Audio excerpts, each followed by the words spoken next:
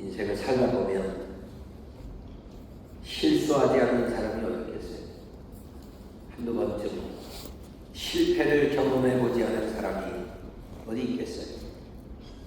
하루를 살면서도 행동의 실수, 말의 실수, 판단의 실수, 수없이 많은 실수를 반복하게 되고, 그럴 때마다 우리의 연약함이 하나님 앞에 때로는 죄송스럽고 부끄러움으로 느껴질 때도 있지요.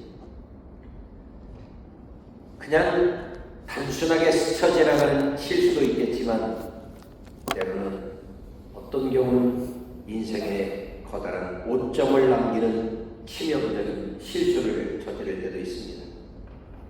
오늘 우리가 함께 읽었던 본문은 어쩌면 성경 전체에서 가장 가슴 아픈 장면이 기록되어져 있는 내용인지도 모릅니다. 예수님의 수제자였던 베드로가 예수님을 저주하며 3번씩이나 부인하고 있는 이 처참한 실패와 실수의 자리로 우리가 이 새벽에 그 가슴 아픈 장면을 대하게 됩니다. 베드로가 예수님을 모른다라고 부인했던 이것이 단순한 실수인가? 아니면 그의 의도적인 실패인가? 여러 가지 생각들이 교차하게 되어지지요. 이스라엘 성지순례를 가보면 그 성지순례 여정 속에 꼭 방문하는 장소가 하나 있는데, 그것이 바로 베드로 통곡교회입니다. 교회 이름이 통곡교회입니다. 사진 하나 보여드릴까요? 베드로 통곡교회. 저 빨간 원형이 아니라 그 옆에 있는 이렇게 원형으로 되어져 있는 그림 있죠?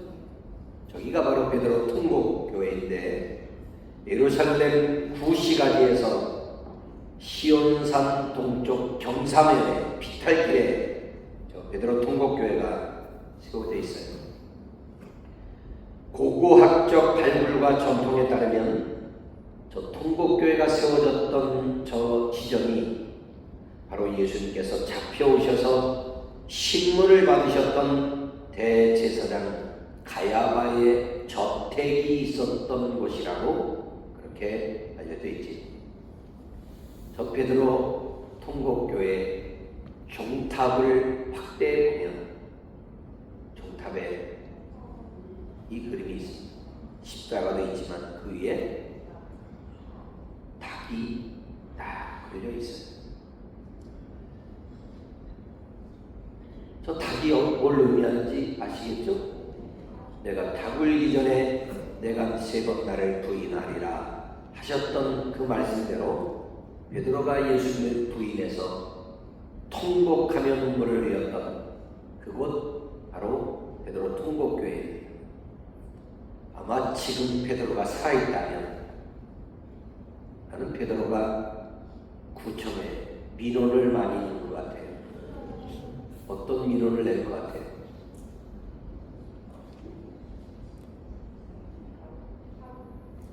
저 닭 좀 제발 떼라.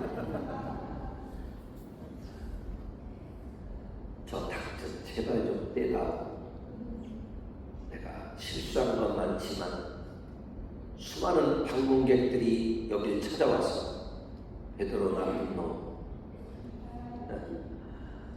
그러는 소리 이제 듣기 싫으니 저 닭 좀 제발 좀 떼어다오 라고 이야기하지 않을까 생각합니다.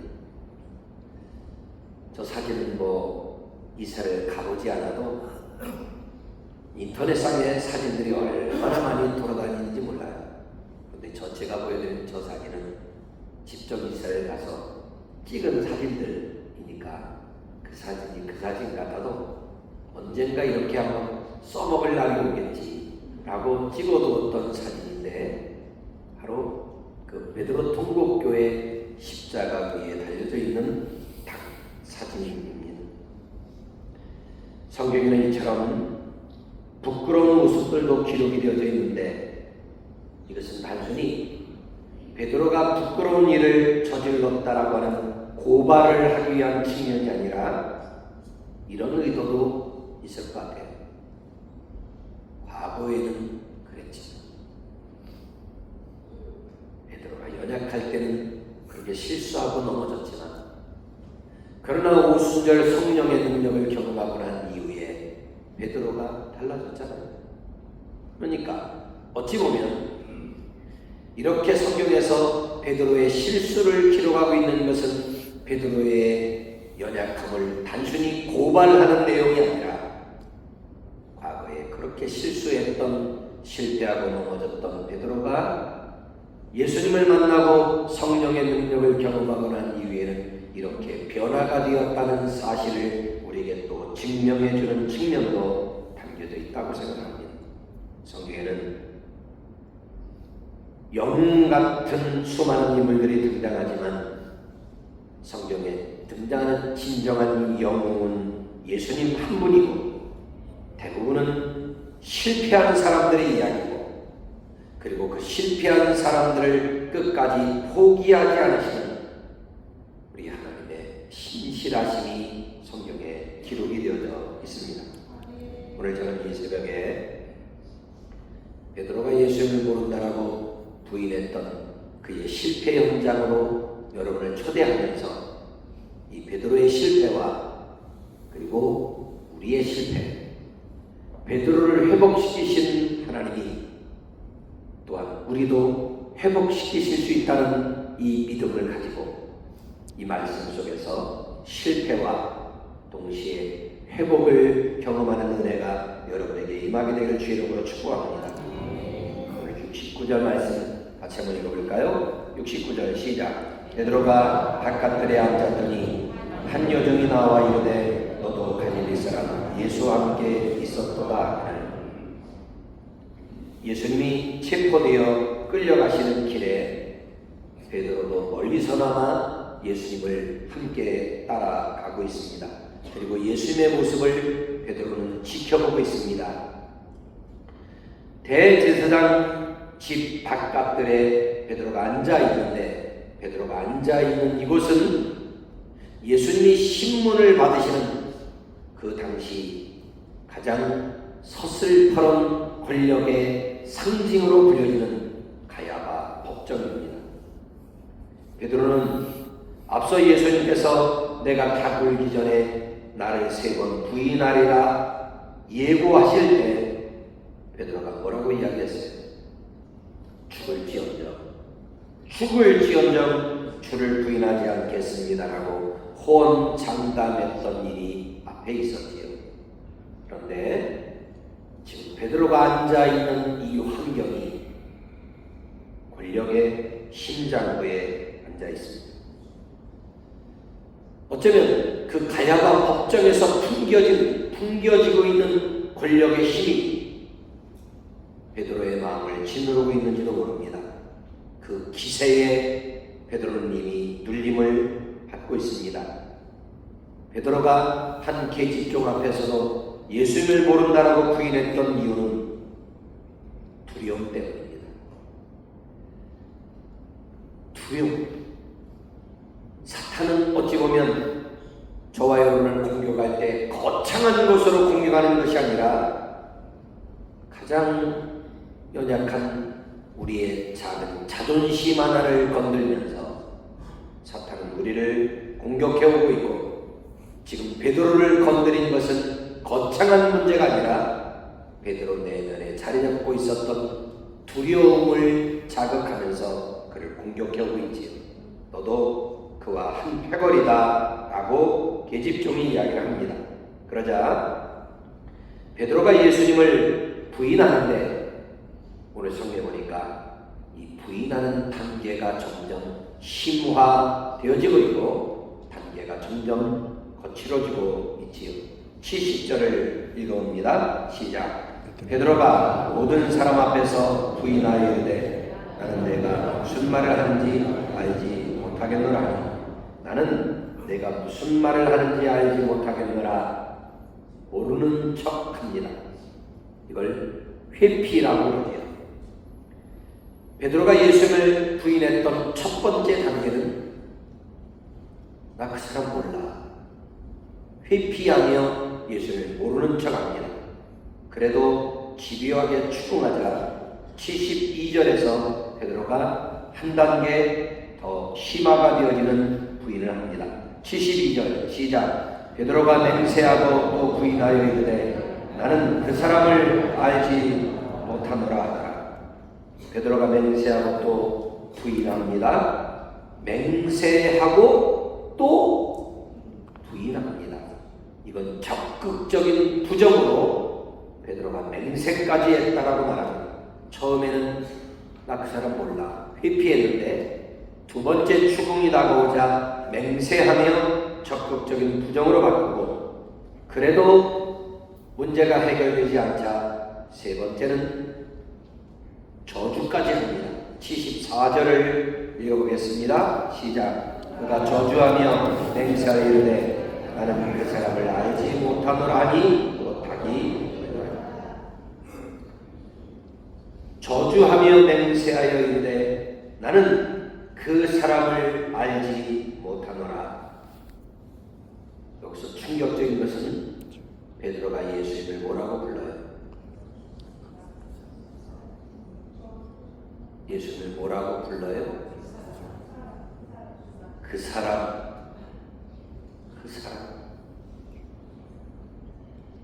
참 슬픈 모습입니다. 3년 동안 생사고락을 같이 한 스승을 이름조차 부르지 않고 외면합니다. 참 슬픈 이야기입니다. 3년 동안 동고동락하며 가르침을 받고 은혜를 입었던 베드로가 그의 스승의 이름조차 부르지 않고 그 사람이라는 말에 있는 나와 전혀 상관이 없는 낯선 사람이라는 의미로 베드로가 예수를 치부해버리고 만 것입니다. 바로 이것이 우리가 가지고 있는 죄의 속성들이죠. 그때 베드로의 회피와 맹세와 저주의 부인이 끝나고 난 이후에 75절에서 예수님이 하셨던 말씀대로 이런 일이 일어나지요. 75절 시작. 이에 베드로가 예수의 말씀에 닭 울기 전에 내가 세 번 나를 부인하리라 하심이 생각나서 밖에 나가서 심히 통곡하니라. 이 장면의 핵심은 닭 울음소리가 포인트가 아니라 그 닭 울음소리를 듣고 뭐가 생각났대요? 예수님이 하신 말씀이 생각났다는 점을 여러분의 마음속에 의미를 담아두실 필요가 있습니다. 어쩌면 예수님은 이미 베드로가 이렇게 연약함에 빠져서 예수님을 부인한다는 사실을 아셨지요? 그래서 내가 나를 부인하리라 라고 말씀하셨습니다. 그러니까 지금 이 사건 속에서 예수님은 베드로가 부인할 것을 아셨을 뿐만 아니라 예수님은 그런 베드로를 위해서 기도하셨지요. 어쩌면 여기 들려지는 닭 울음소리는 베드로를 정죄하는 소리라기보다는 어쩌면 베드로를 말씀 앞으로 이끌어내는 하나님의 거룩한 하나님의 음성이었는지도 모릅니다. 닭 울음소리가 아니라 하나님의 말씀이 생각나게 하는 성령의 음성으로 베드로에게 들렸을지도 모릅니다. 우리는 이런 베드로의 실수와 베드로의 연약함을 보면서 우리 마음속에 깨닫는 것이 있습니다. 그것이 뭐냐면 여러분, 우리가 아무리 스스로 호언장담을 하고 내 의지로 결단을 한다고 해서 그 결단이 완성이 되나요? 베드로가 뭐라고 말했어요? 죽을지언정 나는 절대로 예수님 부인하지 않겠습니다라고 호언장담했던 인물이 베드로입니다. 그런데 여지없이 두려움에 빠져 예수를 모르는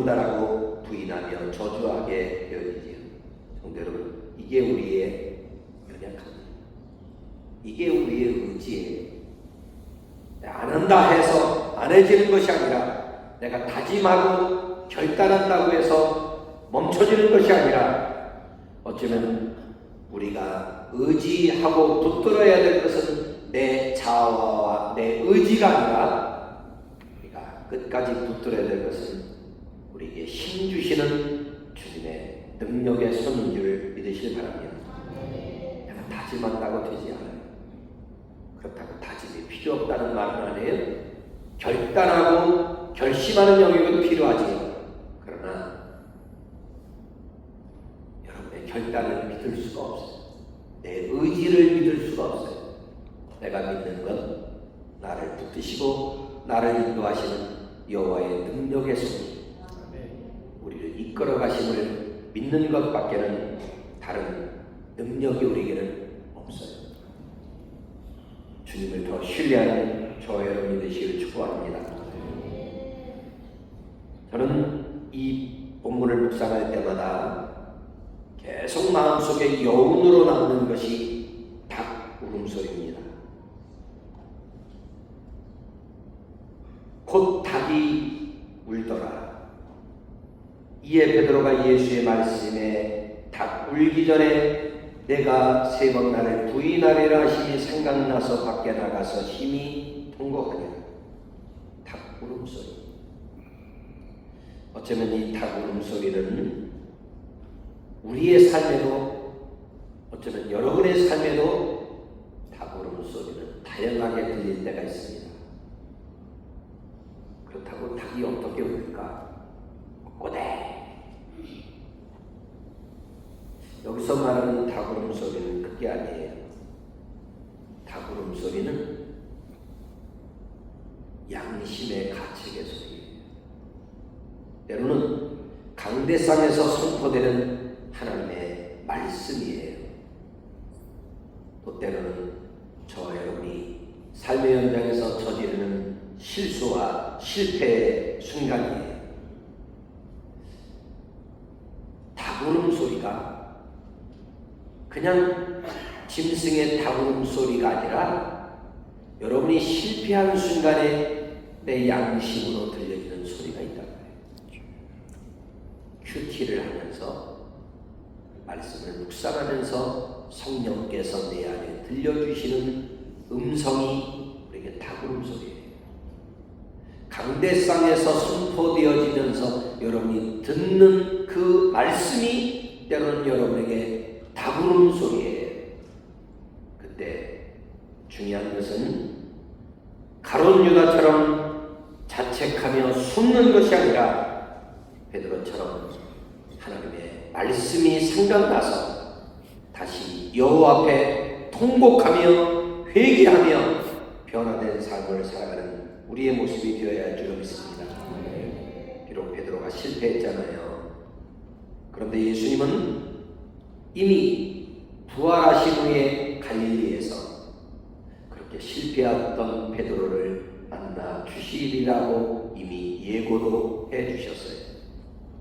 우리가 지금 처해 있는 자리가 베드로가 앉아 있었던 바깥들 같은 처지일지라도, 실패한 자리라 할지라도 주님은 우리를 버리지 아니하시고 다시 저와 여러분의 이름을 불러서 회복시켜 주시는 역사가 있음을 믿으시길 바랍니다. 베드로가 오늘 통곡하며 밖으로 나갔다고 성경은 기록을 해놓고 있지요. 이랬던 베드로가 통곡으로 끝난 인생이 아니라 지금 베드로가 흘리고 있는 이 눈물은 훗날 오순절 성령 강림 사건 이후에 수천 명을 회개시키는 위대한 사도의 기초가 되어졌던 눈물이에요. 아멘. 얼마나 큰 변화의 눈물입니까? 지금은 실패해서 울지만, 실수해서 울지만, 그러나 하나님은 이 베드로의 눈물을 외면하지 않으셨고 부활하신 이후에 그를 또 만나주셨고 오순절 성령 강림을 통해서 능력을 경험했던 베드로가 담대하게 복음을 전할 때 수천 명이 회개하고 돌아오는 구원의 역사를 이루게 했습니다. 사랑하는 어쩌면 오늘 이 새벽에 저와 여러분도 실수한 모습 가지고 주님 앞에 나왔습니다.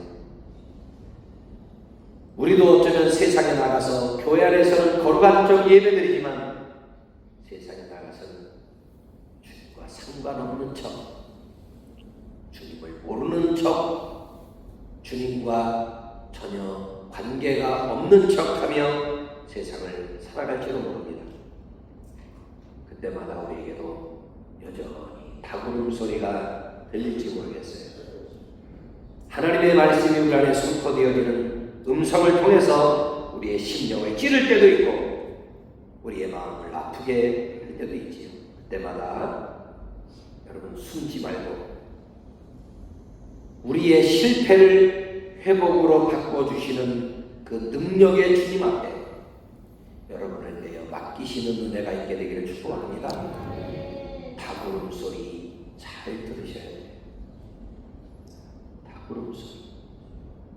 그 다구름 소리가 하나님의 음성으로 들려져서 실수와 실패의 연장으로만 평생을 가슴치며 살지 말고 회복의 능력을 경험해서 회복의 은혜를 경험해서 베드로처럼 더 위대하게 쓰임받는 자리로 나아가는 저와 여러분의 삶이 되시기를 주님의 이름으로 축원합니다.